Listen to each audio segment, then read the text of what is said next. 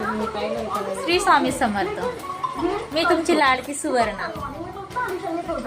आमच्या इकडं आज खूप पाऊस झाला आहे. तुमच्या इकडं कसं आहे वातावरण? जास्त पाऊस झाला असेल ना महाराष्ट्रामध्ये किंवा बाहेर येतं खूप पाऊस येईल. तुमच्या इकडं पण काय झालं असेल. आमच्या इकडं इतकं वारं येईल होतं, इतकं वारं येईल होतं ना, खूपच वारं. आम्हाला बघा काय सापडलं.